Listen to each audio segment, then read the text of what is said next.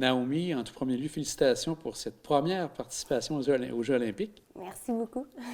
Avant de parler de ce beau moment, j'aimerais peut-être juste faire un petit retour quelques mois en arrière. C'était difficile en début d'année 2021. Je pense que tu as eu, durant l'année, 2 opérations importantes.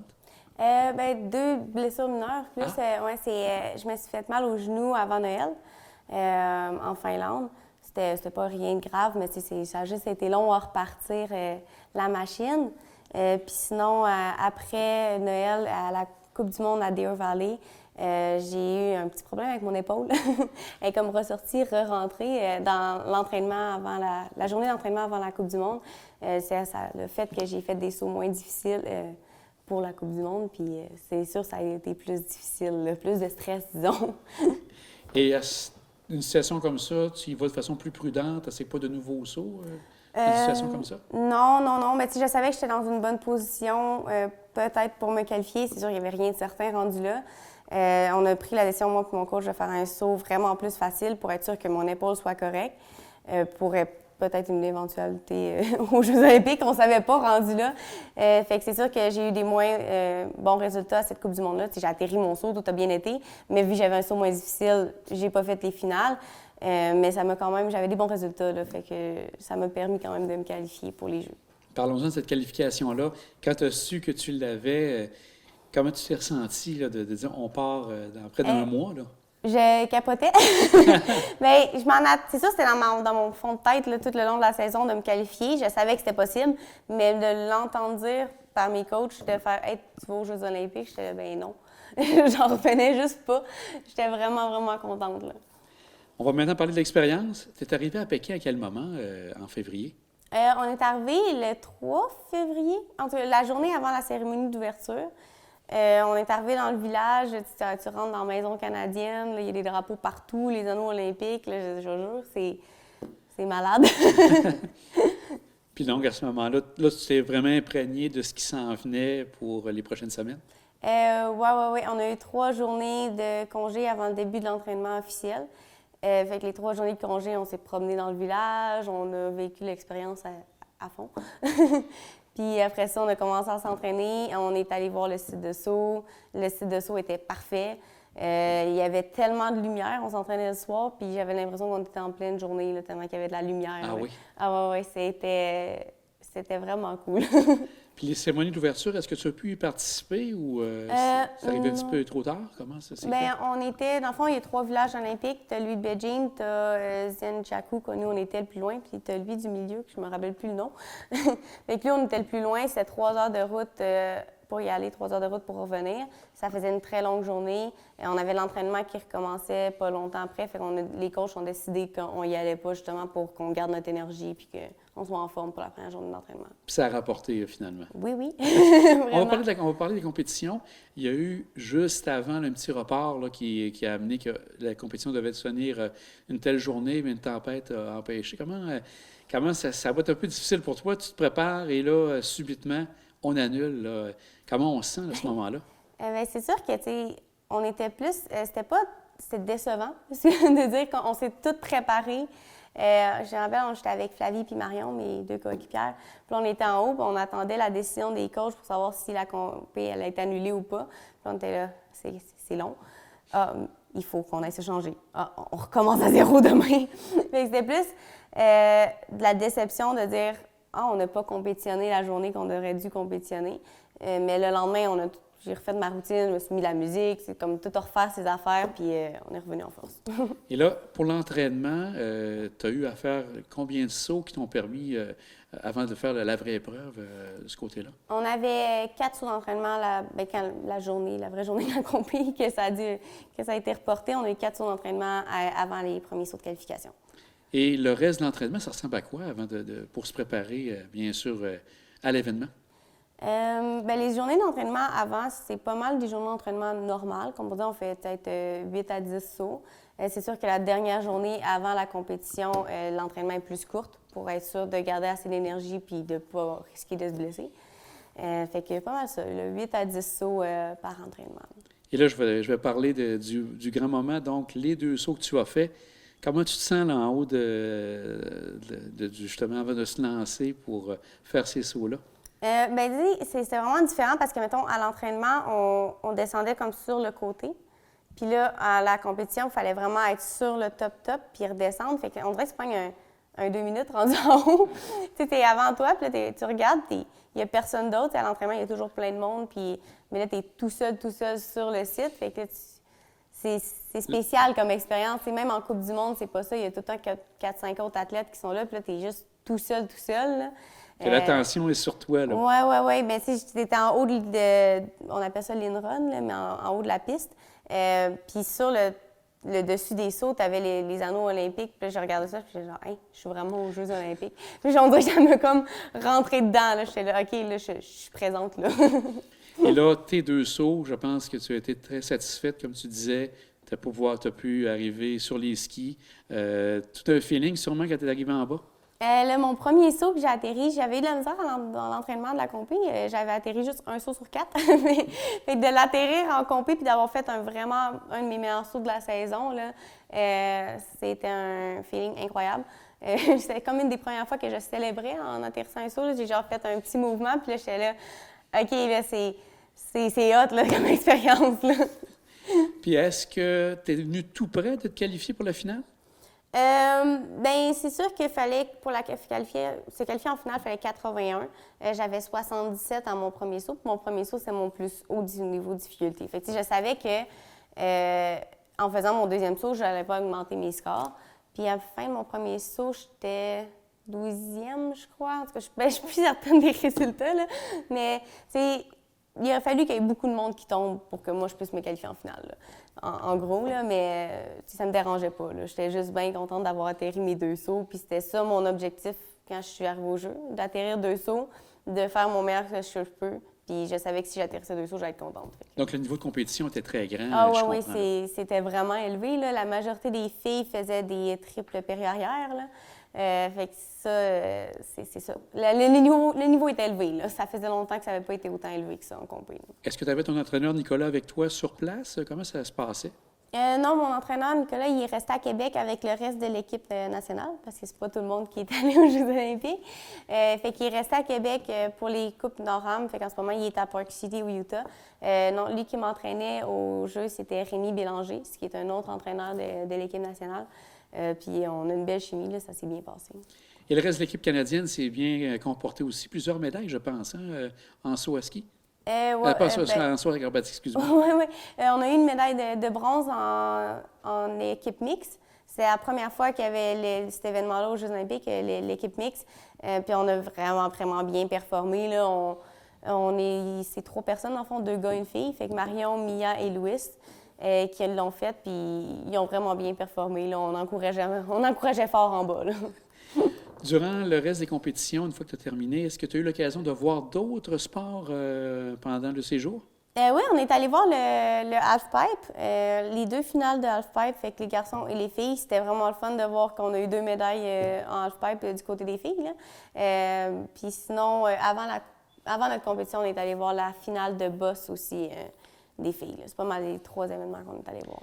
Et finalement, c'est la fermeture, la cérémonie de fermeture. Est-ce que là, tu as pu y assister? Oui, on s'est rendus. C'était magique comme moment. Juste de voir tout le monde habillé, c'est bizarre à dire, mais tout le monde habillé pareil. Là. T'es comme, on est une grosse équipe. Là. Tu rentres dans le stade, puis là, tu dis des saluts à tout le monde. Puis il y avait des danseurs qui étaient là, ou juste des bénévoles, ou n'importe quoi. Fait que là, tu leur disais salut. Puis c'était un moment magique. C'était comme tu te rendais vraiment compte que tu es allé aux Jeux olympiques puis que j'étais olympienne. C'est là que je m'en ai rendu compte. Là. En plus, le Canada est quand même un pays qui a remporté quand même pas mal de médailles. Donc, vous devez être sur le spotlight aussi, on pourrait dire. Oui. Bien, on arrive là, tu dis salut à tout le monde. Après ça, tu vas t'asseoir dans les estrades. Puis là, il y a comme l'annonce de la nouvelle destination des Jeux olympiques de 2026. Là, il y a comme plein de choses qui se passent. Puis j'avais sûrement des yeux pleins d'étoiles. J'avais vraiment ça, ce moment-là. Là. Tu as dû entendre parler que l'école de Ribambelle où tu étais allée ont fait quelque chose de particulier pour toi. Est-ce que ça t'a touché de voir tout cet amour-là? Ça m'a donné des frissons. De voir qu'ils ont pris des photos de toute l'école là, dans le cours arrière, puis de voir que j'étais sur les murs. Puis, mon petit frère, il est allé aussi à cette école-là, puis ça fait, je m'en rappelle. Là, ça m'a marqué, puis Ça m'a vraiment, vraiment, vraiment touchée là, de voir cette attention-là. Tu te prépares maintenant pour les Coupes du Monde. Est-ce que tu as encore des compétitions pour 2022, là, pour l'hiver 2022? Pas de Coupe du Monde. Les 2 Coupes du Monde qui étaient supposées avoir, ils ont été annulées en Russie. Donc, on va faire les Nord-Am. Il y a une compétition nord-américaine au relais la semaine prochaine. Le championnat canadien aussi qui est juste après au relais. Après ça, on part en Suisse, en Italie là, pour faire des Europa Cup. Et là, ça va être le temps d'une pause bien méritée durant l'été. Ouais. Puis après ça, c'est à l'automne. Et là, c'est une préparation déjà pour 2026 à Paris? Oui, pas à Paris, en Italie. En Italie, excuse-moi, ouais, c'est vrai, c'est vrai. Paris, c'est pour ouais, l'été. Paris, c'est l'été. Oui, bien, dans le fond, on va faire, après ça, on a peut-être 2 semaines de pause, genre, je ne sais pas exactement l'horaire, là, mais on va faire un camp physique. Après ça, on va recommencer l'entraînement sur rampe d'eau. Puis, ça va être parti pour un autre cycle olympique. Et là, tu vises bien sûr une deuxième participation. Oui. Et entre ça, est-ce que tu as à continuer les études en parallèle? Oui. C'est demandant sûrement. Bien, justement, je suis inscrite à un cours la session d'hiver. C'est sûr, je ne m'inscris pas à beaucoup de cours à la fois. Mais oui, je continue mes études là, à l'université. Peut-être tu vas nous rappeler, c'est dans quel domaine que tu étudies? En psychoéducation. Bien, on te souhaite une bonne chance et bravo encore pour cette belle participation. Puis on te souhaite bonne chance pour une deuxième... Excuse-moi tantôt, j'ai dit de la France, mais en Italie. C'est pas grave. Merci beaucoup. Merci. Laurence, vous avez participé aux Jeux de Pékin. C'était vos premiers ou deuxièmes Jeux? C'était mes deuxièmes Jeux. J'avais participé à ceux en 2018 à Pyeongchang, en Corée. Et comment ont été les résultats pour cette année à Pékin? Bien, pas aussi bien que j'espérais. J'ai terminé 17e. J'ai eu ma deuxième manche était bonne, j'étais parmi les 10 meilleurs, mais malheureusement, ma première manche, j'ai fait une erreur qui m'a fait perdre beaucoup de temps. Là, donc, j'ai terminé 17e. C'était pas aussi bon que je voulais, mais somme toute, je suis quand même contente de ma participation. Donc, ça montre que le niveau est très, très élevé. C'est sûr que vous l'aurez côtoyé déjà au niveau mondial, mais est-ce que c'est un peu plus haut au niveau des Olympiques? Est-ce que les gens se donnent un petit step de plus? Comment vous voyez ça? Je dirais pas que le niveau il est plus élevé, mais c'est sûr, le stress, la pression est vraiment plus intense. Tu sais, c'est une course aux 4 ans, donc ça fait une grosse différence. Donc c'est pour ça qu'on voit souvent des athlètes qui sont pas nécessairement normalement sur le podium, qui vont faire des grosses courses ou à l'inverse, des gens très, très bonnes qui vont faire des erreurs ou sortir du parcours, comme on a vu avec Mikaela Shiffrin. Oui, c'est ça, je voulais vous parler. Je pense que c'est arrivé. Elle a couru juste avant vous, elle a descendu juste avant vous, j'ai bien compris? Oui, il y a quelques filles avant moi, mais ça n'a pas été chanceuse. Là. En géant, elle est tombée, puis en slalom aussi, elle est tombée. Donc, c'était pas ces jeux, mais ça reste encore Puis une je des comprends meilleures. bien, c'est la championne actuelle ou parmi les favorites? Oui, c'est ça. Il y avait 3 grosses favorites pour la course, puis ça, ils ont fini première et deuxième. Puis Mikaela, elle a tombé malheureusement, mais ça reste une des meilleures. En fait, ça m'inquiète quasiment pour les prochaines courses parce que, d'après moi, elle va mettre On va mettre tous les efforts supplémentaires. Exact. On va maintenant voir avec vous. Vous êtes en slalom, donc c'est la compétition que vous faites. La différence entre le slalom et le slalom géant, c'est quoi? Le slalom, il y a seulement environ entre 10 et 13 mètres entre chaque porte. Puis, c'est seulement une porte. Il n'y a pas de drapeau, là. Tandis qu'en slalom géant, ça va être plus autour de 25 mètres entre les virages, donc c'est plus rapide. On a aussi des plus longs skis.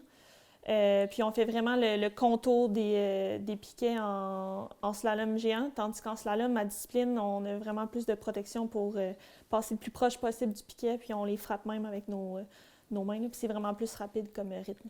L'avez-vous déjà fait quand même, le slalom géant? Oui, je le fais en entraînement pendant l'été, puis tout mon cheminement de carrière, j'en ai fait aussi en compétition. Quand j'étais à l'université aux États-Unis, je compétitionnais aussi, puis ça fait seulement 2-3 ans là, que j'en fais plus en compétition. Là. Seulement l'entraînement, là, parce que c'est un bon entraînement aussi d'en faire pour moi. Là. Peut-être, je ne connais pas du tout la discipline en tant que telle. On vous voit, mais tous les petits côtés techniques, quand on parle de slalom, vous parlez des portes, ce sont les petits piquets qu'on a ou que vous devez donc contourner. Il y en a combien en tout? Il peut y avoir, en moyenne, je dirais 65 piquets par descente. Puis nos descentes sont à peu près 55 secondes, fait que c'est plus qu'un piquet un virage par seconde, fait que c'est assez rapide, comme rythme. Ouais. Et vous devez les toucher pour pouvoir continuer, ou si vous ne les touchez pas, vous n'êtes pas pénalisé, mais c'est que vous vous retardez un petit peu au niveau de votre course. Exact, c'est seulement, nos 2 skis contournent le piquet, mais plus les skis sont proches du piquet, plus tu as la ligne rapide. Donc c'est pour ça qu'on on les frappe avec nos tibias, là, pour être vraiment, vraiment collés. Là. Si on se reporte en janvier, donc là, c'était le moment des qualifications. Vous avez été content de voir que vous faisiez pour une deuxième année, une deuxième olympique. Comment vous êtes senti lors de cette journée-là en janvier? C'était, tout le mois de janvier, là, on a un gros bloc de slalom autour du temps des fêtes, puis j'ai eu des bonnes courses, des moins bonnes courses, donc c'était pas mal stressant. C'est sûr que la pression est plus élevée pour se qualifier pour les Jeux. Surtout, cette année, on a une vraiment bonne équipe en slalom, puis il y a seulement 4 places par discipline. Donc, pour le slalom, il fallait que je sois parmi les 4 meilleurs de la nation. Ça a ajouté pas mal de stress. Puis là, quand ils ont annoncé que j'étais sur la liste, c'était pas mal un soulagement. Là, Puis là, maintenant, je me concentrais seulement sur la compétition des Jeux. Là. Je pensais qu'en ayant fait les Jeux en 2018, que vous étiez comme un automatisme pour 2022, mais ce n'est pas le cas. Vous devez être parmi les 4 premières, comme vous dites. Oui, c'est ça. Il y a des qualifications que la Fédération met en place pour être sûr d'amener les 4 meilleurs à ce moment-là. Puis c'est vraiment seulement basé sur la saison des Jeux, à moins que tu fasses un podium au championnat du monde la saison juste avant. Là, mais c'est pour ça qu'ils attendent vraiment à la dernière seconde pour amener les meilleurs qui vont pouvoir performer aux Jeux. Là. La préparation pour des Jeux, même pour une compétition, ça se prépare comment, ça? Sûrement des mois d'avance, avec bien sûr les compétitions, mais ça se prépare aussi loin que durant l'été, je suppose? Oui, avec mon entraînement physique, c'est tout l'été. Même déjà en avril, on va commencer à préparer un peu les Jeux des 4 prochaines années. Tu sais, c'est vraiment un cycle complet. Donc, souvent, il y a beaucoup de changements d'entraîneur. C'est vraiment une autre phase qui commence après les Jeux. Donc, c'est vraiment une longue préparation, autant sur la neige que dans l'entraînement physique pendant l'été. Est-ce que votre entraîneur vous a suivi vos Jeux ou il était ici au Canada en vous surveillant? Mon entraîneur physique, il était ici. Là. Il vient de Québec. En fait, c'est l'ancien entraîneur physique d'Alex Harvey. Donc, il n'a pas pu être au jeu avec moi, là, mais il m'a regardé au milieu de la nuit. Là. En général, l'expérience, vous avez été contente d'être à Pékin, puis vous avez vécu vraiment pleinement ces moments-là? Oui, c'était une super belle expérience. C'est sûr qu'avec la pandémie, c'était un peu différent des Jeux en Corée que j'avais été. La seule chose qui était un peu décevante, il fallait partir tout de suite après notre compétition. Donc, j'ai pas pu aller encourager d'autres Canadiens dans d'autres sports. Ça, c'était un peu décevant, mais somme toute, au niveau de ma performance, même si j'ai pas eu le résultat que je voulais, j'ai vraiment tout donné, puis je peux pas être déçue de ce que j'ai fait. Donc là, si je comprends bien, vous n'avez pas pu participer aux cérémonies de fermeture? Non, pas ouverture ni fermeture. Ah non, vous n'avez pas eu cette chance-là de pouvoir faire. Si on regarde le reste de votre équipe, est-ce que ça s'est bien passé pour vos coéquipiers et coéquipières? Du côté de slalom, on était 4 filles. On aurait pu être les 4 dans le top 10. Puis notre meilleure, elle a fini 16e, moi 17e. Puis les 2 autres filles, ils ont été dans le top 30, là, mais somme toute, on était quand même déçus parce qu'on avait une grosse équipe. On avait fait des super bonnes performances dans le temps de Noël, donc on avait beaucoup d'attentes. Fait qu'on était pas mal déçus. Mais sinon, il y a Marie-Michel qui a eu une 8e place. Oui, c'est ça, en descente. Donc, ça, c'est au moins, ça a été bon pour... Du côté des hommes, est-ce que ça a été quand même intéressant? Oui, vraiment, avec Jack Crawford, qui a eu des jeux exceptionnels. Il a eu une 4e place, 6e place, puis il a fini par avoir sa médaille en combiné. Donc, c'était vraiment... Puis j'ai pu être là, ça, au moins. C'était le lendemain de ma course, donc... Au moins, la montagne était collée, donc on est allé voir sa run de slalom, puis sa cérémonie de médaille. C'était vraiment spécial. Et les gens ici à la maison, votre famille a dû regarder ça, bien sûr, tard, parce que ça arrivait souvent de nuit. Tu es content de vous voir et de faire la performance que vous avez faite malgré tout? Oui, c'est sûr. Il était supposé venir en personne, donc c'était décevant pour pour mon frère puis mes parents de ne pas pouvoir venir en Chine. Mais oui, ils m'ont regardé au milieu de la nuit. C'est sûr, le décalage horaire avec la Chine, c'est pas avantageux pour nous autres, ben pour les spectateurs ici, là. Mais oui, ils étaient super fiers de moi. Là, parce qu'au départ, ils devaient venir si la pandémie aurait permis Oui, quelques exact. assouplissements. Exact. S'il y avait, mais on le savait il y a longtemps. Là, déjà à l'automne, on savait qu'il n'allait pas avoir de spectateurs étrangers en Chine. Mais c'est sûr que sinon, il serait venu. Là. Maintenant, ce qui s'en vient pour finir l'année 2022, ça ressemble à quoi pour vous? Je quitte déjà dans 3 jours. J'ai eu 2 semaines à la maison, ce qui est énorme. Normalement, pendant l'hiver, je ne suis pas là aussi longtemps. Donc, j'ai pu m'entraîner ici au Mont-Saint-Anne. Puis, je me prépare. Il me reste 2 compétitions là, en Europe. Une en Suède le 12 mars, puis en France le 19 mars. Et on se prépare pour l'Italie pour 2026? Oui, c'est comme j'ai dit, en avril, on va déjà commencer à préparer pour les prochains Jeux. Là. J'aimerais ça être là. Je suis encore motivée. Puis, c'est sûr que le ski, c'est pas le sport le plus doux pour le corps, là, mais j'ai 27 ans, je suis encore jeune, puis je suis super motivée, donc si je peux, c'est mon objectif. Là. Et là, actuellement, êtes-vous aux études ou vous avez maintenant un emploi dans votre domaine? Non, je suis encore aux études. Ben, j'ai terminé en sciences informatiques au Vermont, puis ensuite j'ai commencé un nouveau bac en génie biomédical à la Polytechnique à Montréal. Mais cette session-ci, j'avais pris une session de repos là, pour me concentrer pour les Jeux, mais là, je vais recommencer à l'automne. Donc, d'ici 2026, en parallèle à ça, vous aurez complété un deuxième bac. Exact. Ben, on vous souhaite bonne chance, puis une bonne chance pour la fin de l'année 2022. Un gros merci.